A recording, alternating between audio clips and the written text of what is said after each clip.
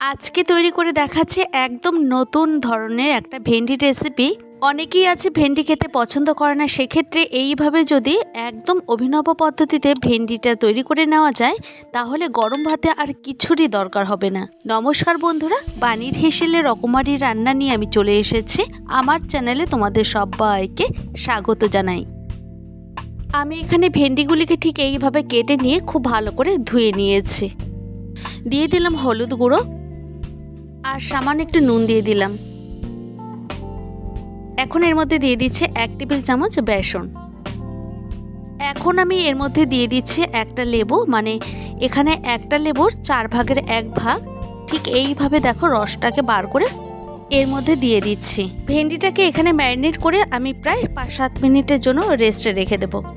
এরপর এর সাথে যে উপকরণগুলি লাগবে সেগুলিকে একবার তোমাদের দেখিয়ে দিচ্ছি।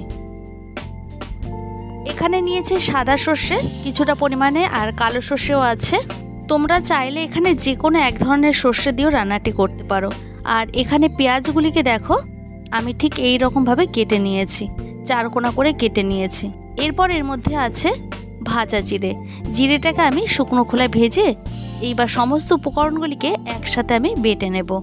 এখন সমস্ত মশলাগুলিকে আমি শিলনোড়ায় বেটে নেব। তার জন্য প্রথমেই ব্যবহার করছি সেই 2 রকম সর্ষে।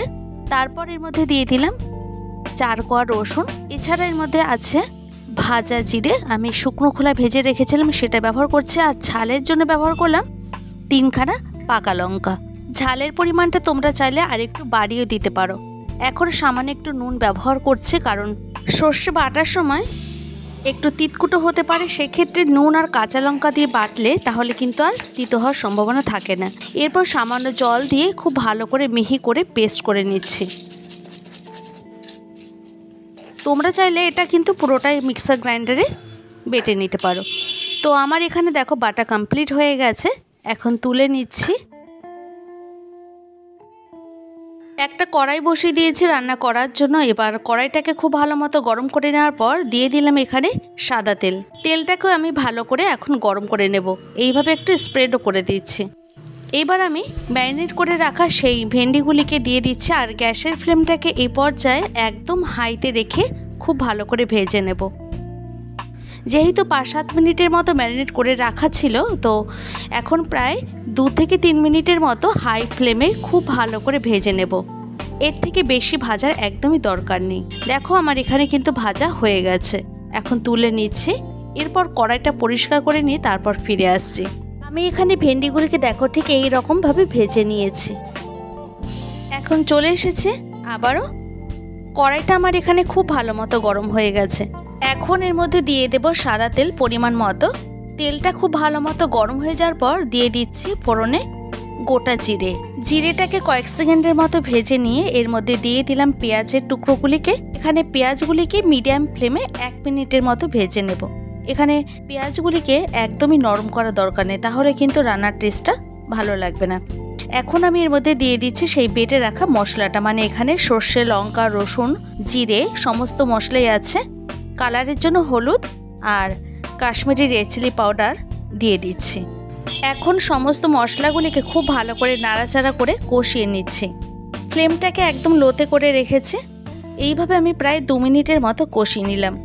এখন আমি এর মধ্যে দিয়ে দিচ্ছি জল। এখানে মশলা বাটি ধোয়া জল ব্যবহার করছি। তারপর আবারও একটু ভালো করে নাড়াচাড়া করে নেব। আর এভাবে প্রায় আরও 3 থেকে 4 মিনিটের মতো কষিয়ে নেব। গ্রেভিটা এখানে খুব ভালো মতো ফুটতে শুরু করেছে। এই পর্যায়ে এসে আমি এর মধ্যে দিয়ে দিচ্ছি ভেজে রাখা সেই ভেন্ডিগুলিকে। এইভাবে যদি ভেন্ডি তোমরা রান্না করো, আশা করি তোমাদের সকলের কিন্তু ভীষণ পছন্দ হবে। গরম ভাতে এই রকম যদি একটা ভেন্ডি রেসিপি হয়, আমি বলছি আর কোনো কিছুরই দরকার হবে না। এখন আর একটু নুন দিয়ে দিচ্ছি। এখানে বুঝেই নুনটাকে ব্যবহার করতে হবে, কারণ আমি যখন সর্ষেটাকে বেটেছিলাম তখন কিন্তু কিছুটা নুন ব্যবহার করেছি। এইবার ঢাকা দিয়ে রাখবো সেদ্ধ হওয়ার জন্য 5 মিনিটের মতো। 5 মিনিট পর ফিরে এসে আমি ঢাকনাটা তুলে নিলাম। তারপর এভাবে আবার একটু নাড়াচাড়া করে নেব। এখানে চেক করে নিচ্ছি ভেন্ডি কিন্তু আমার অলরেডি একদম তৈরি। এইবার একটা সার্ভিং প্লেটে সার্ভ করে নেব। তৈরি হয়ে গেল একদম কম সময় অল্প কিছু উপকরণ দিয়ে দারুণ স্বাদের একটা রেসিপি। যদি আমার চ্যানেলে এই ধরনের আরও নিত্য নতুন ভিডিও পেতে চাও তাহলে অবশ্যই লাইক, কমেন্ট, শেয়ার করো। তোমাদের একটা লাইক আর একটা কমেন্ট আমাকে আরও কিন্তু নতুন ভিডিও তৈরি করে উৎসাহ জাগিয়ে তোলে। দেখা হবে অন্য কোনো ভিডিওতে। ভালো থাকবে প্রত্যেকেই, আর তোমরাও কিন্তু সবাইকে ভালো রেখো। আমার সঙ্গে এতক্ষণ থাকার জন্য তোমাদেরকে অসংখ্য ধন্যবাদ।